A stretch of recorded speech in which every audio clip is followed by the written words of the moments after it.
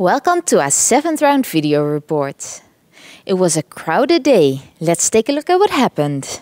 Today's matchup between Leko and Carlsen was a Berlin Wall, but nevertheless a fight. One in which Carlsen was a little worse all the time, but also one in which his moves came out very quickly. His explanation. I didn't really have much choice on each move, so that's why I was moving so fast. But actually, there were some subtleties both in the bishop endgame and before, but I think it's always a draw. I mean, all kinds of options, but you don't know exactly what is the best practical way. Okay, what to do? But there are always possibilities to go wrong, and there are plans with pushing a4 at some point, but there's always enough resources. So. Thank you. With Carlsen drawing, Anand had the opportunity to catch up with him. And against Van Wely's Scandinavian, it took the world champion little effort to do so. Vishy, congratulations, that's a quick win. Yes.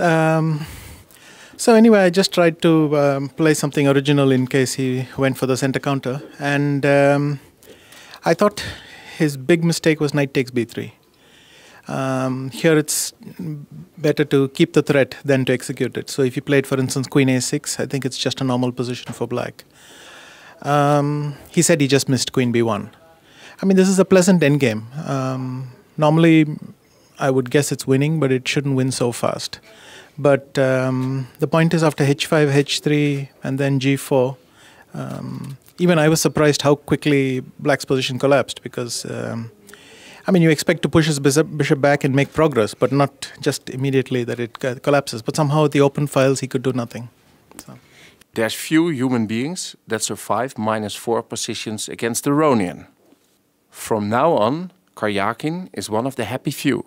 I mean, I wanted to resign if he would have played a very good move, but as he didn't, then okay, I'm still in the game.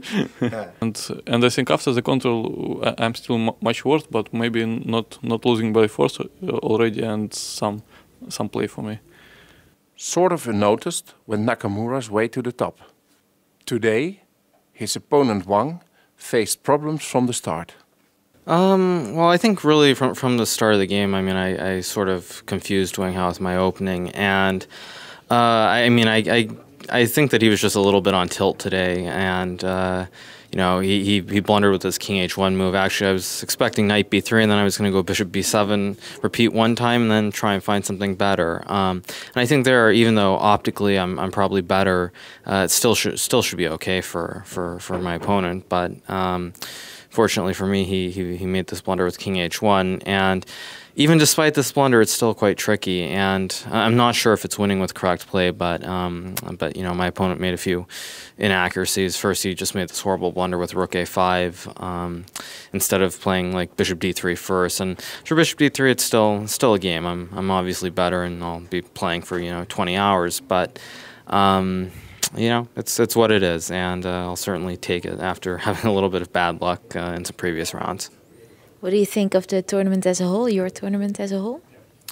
It's okay. I think I would prefer a few results be switched around, but still to have +2 after 7 rounds, and to be I assume half point out of the lead. It's great. I mean, it's almost the home stretch, and now I just have to start playing well to the finish. Thank you. The remaining games of the day all ended in a draw. Sokolov tried to beat Harikrishna, but never came close. In Hao Caruana, the balance was never broken, as it wasn't in Lami Giri. Anand and Carlsen leading with +3, Nakamura and Karjakin are still close by at +2. Tomorrow, the leaders both play white. Anand against Sokolov, Carlsen against Karjakin. They will try to consolidate their first place, going into the second rest day. Thank you for watching, and we hope to see you back tomorrow.